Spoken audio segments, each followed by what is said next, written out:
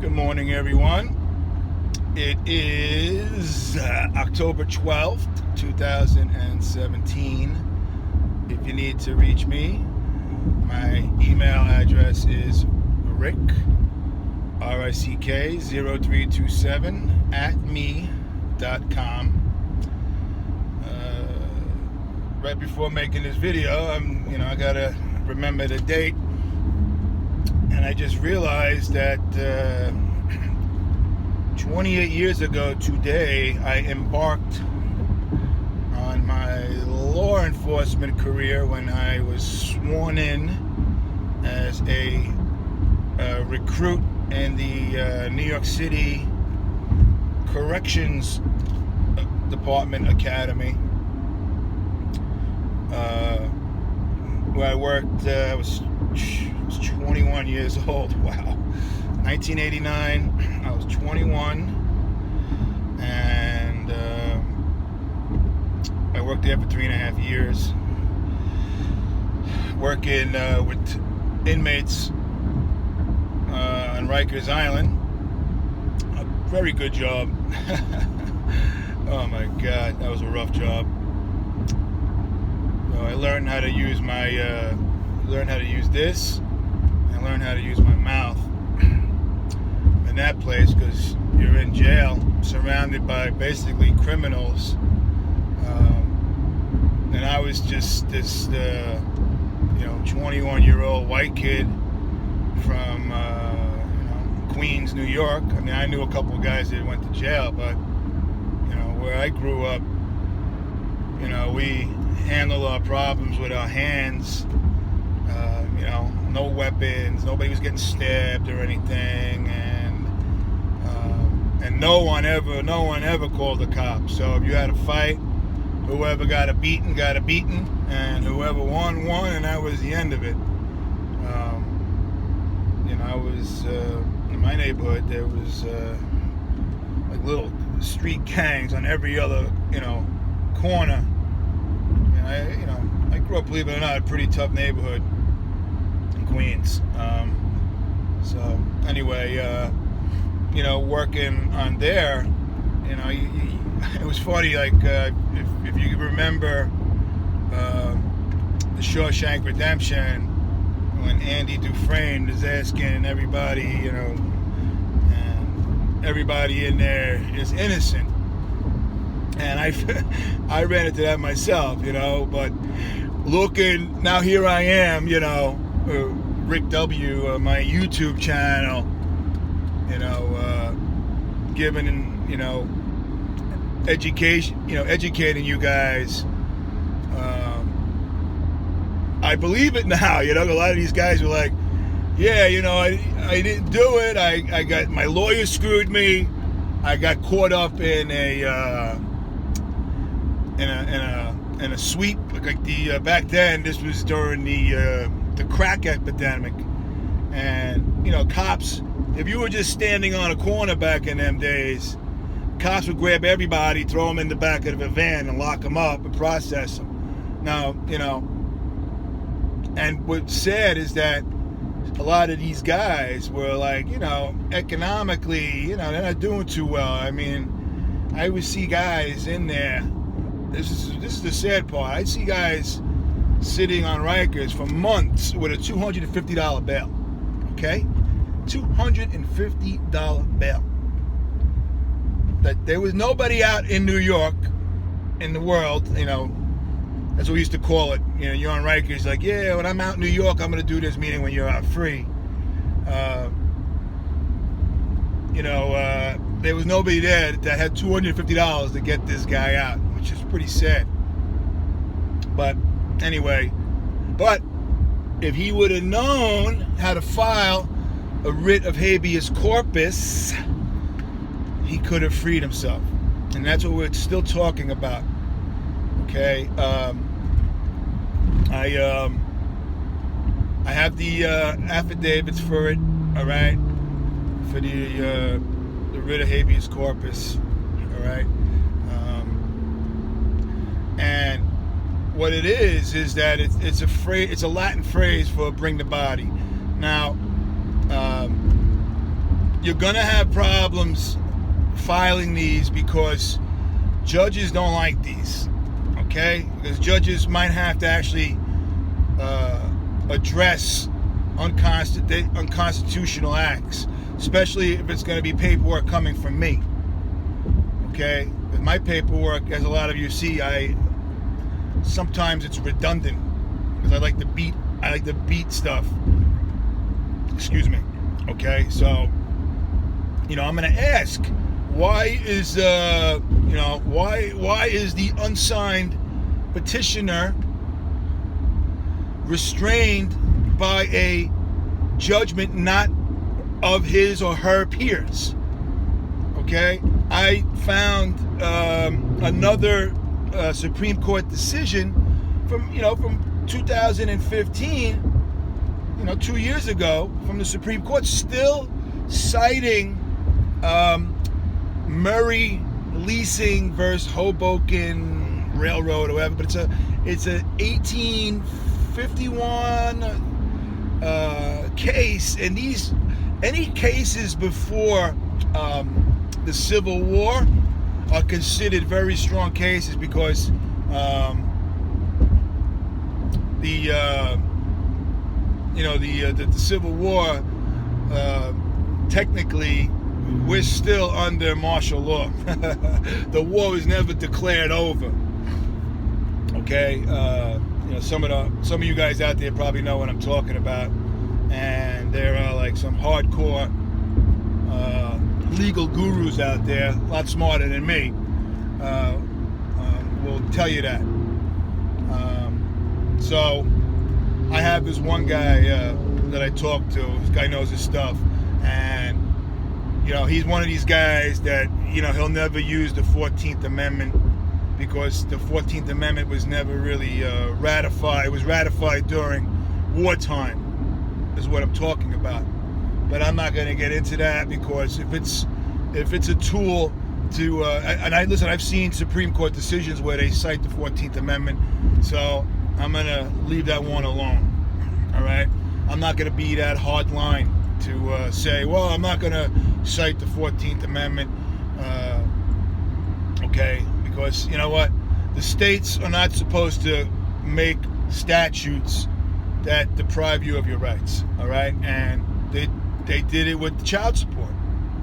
All right, so like New York State, for instance, they hold these support hearings before a non-judicial officer. You never see a jury, and I have a letter written in black and white from the clerk of Queens Family Court saying we do not conduct jury trials.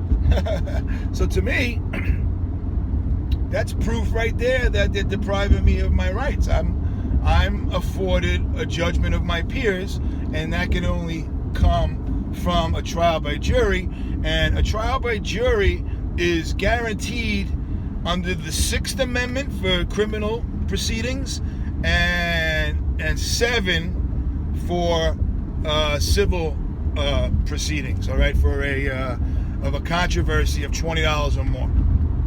All right, that hasn't gone away.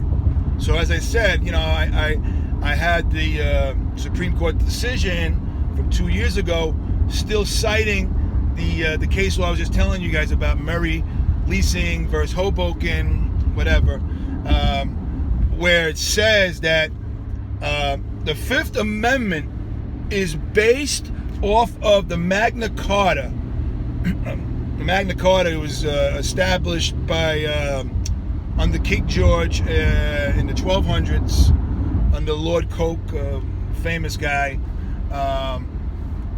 where the Fifth Amendment is based on due process, that you cannot be deprived of life, liberty, or property unless, now that's what due process is about, due process. Now there's decisions out there that says if they're not taking or depriving you, or you can be deprived lawfully, okay? But if you're not being deprived of life, liberty, or property, they don't have to give you, process is not due, okay? But we know that we are being deprived property by these fake money judgments, right?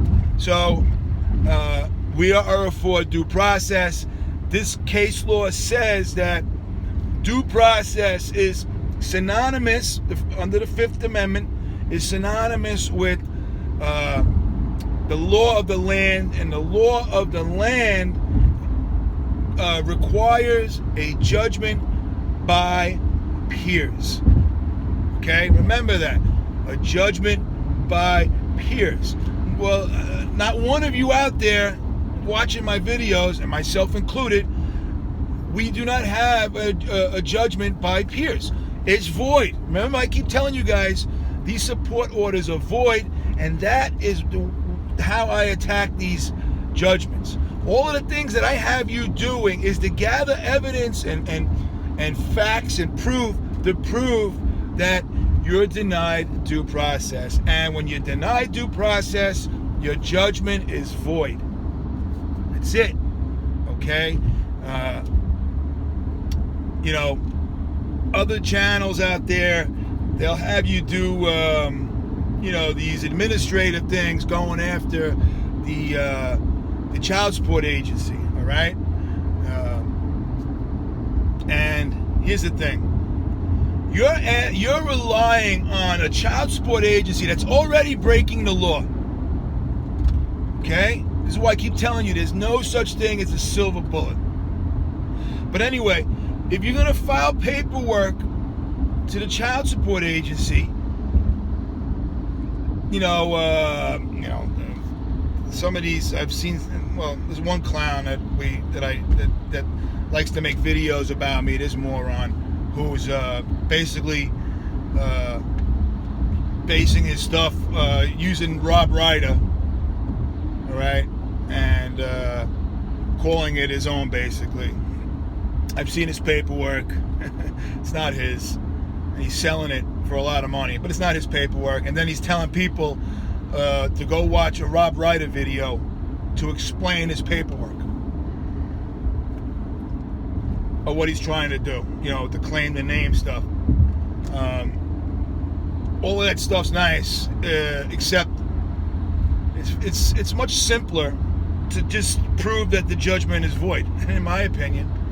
But anyway, I send the paperwork to a child support agency, expecting them out of nowhere to finally follow the law and say, yup, you got us, your debt is discharged, or whatever. It ain't gonna happen.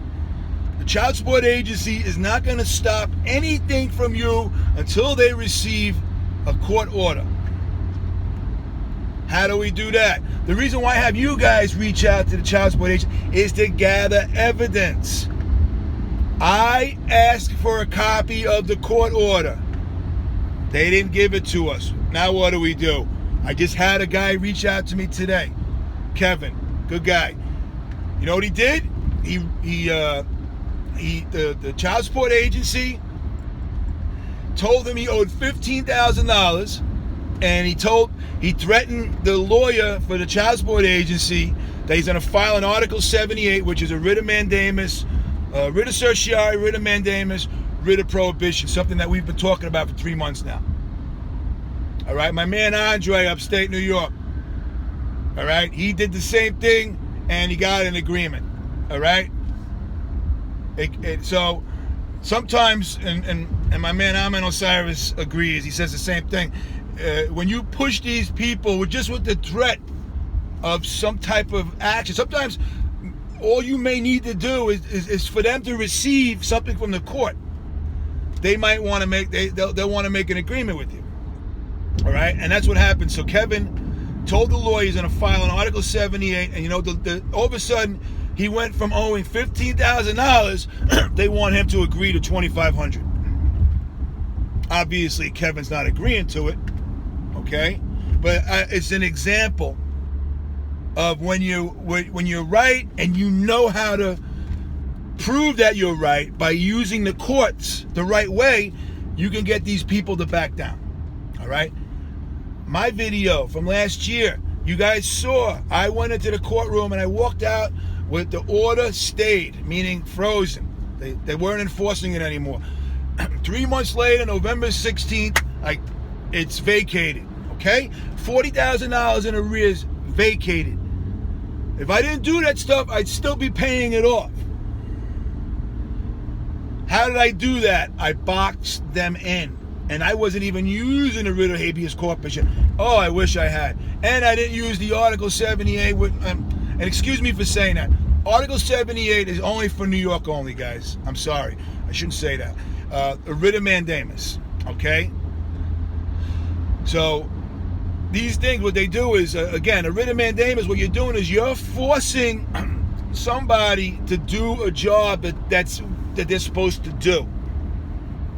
Now, also, it's called mandamus to compel. You're compelling the child support agency to show you a valid court order. So Kevin knew this, and the lawyer for the child support agency knows this. That's the reason why the $15,000 became $2,500. It doesn't exist. All right? So we have all these tools. It can be done. Listen, again, it's not easy. Just look, how many of you guys and girls trying to file paperwork, trying to get it through the clerk's office is hard. Just that. The cards are stacked against us. But are you going to just sit there and take it? No, you got to fight it. And people that get my paperwork and use it, they realize after filing the paperwork and the lies they get in response, they realize that my paperwork is right. They see it firsthand. Look at all of us that file the paperwork with the Secretary of Health and Human Services. It took them 5 months to get back to how many? I don't know how many of us. And it's all the same paperwork. They wrote the same letter for all of us. How many of you, if some of you have had your taxes taken by an administrative offset, well, guess who that falls under? The Secretary of Health and Human Services. So, them claiming they don't have jurisdiction is bullshit. All right? They received all this stuff from us because of yours truly, and they didn't know what to do. Ahmed Osiris told me a few months ago he has contacts all over the country. Okay? And he told me, he goes, Rick, you're doing the right thing. He goes, but I have it on good authority that they're stonewalling you right now. They didn't expect to get this stuff in the mail. Asking the Secretary of Health and Human Services, hey, where's, where I have a right to see all the files and to view all the records of my supposed debt. Because under Executive Order 13019, the Debt Collection Improvements Act from 1996, it says that it's the child support, child support collections is supposed to be run by the Office of the Secretary of Health and Human Services in conjunction with the Secretary of Treasury. All right, so for them to say they don't have jurisdiction is bullshit. But you know what? Let's just deal with this right now. For us to deal with them, it'll take us going to federal court, and let's just stick with the easiest stuff. I think filing stuff in the state, the writ of habeas corpus is the best way to go right now, and it's a constitutional right. Okay, so it's going to be hard for them to deny a constitutional right. Writ of habeas corpus goes back all the way back to the Magna Carta. The Magna Carta is in the 1200s. All right, so if anybody's out there, you're interested in getting my paperwork, reach out to me. All right, my donation is not a lot. A lot of you know that. All right, and we'll take it from there. All right, so listen, it's Friday, October 12th. Yankees, way to go, boys. And, I'll talk to you guys over the weekend. Bye.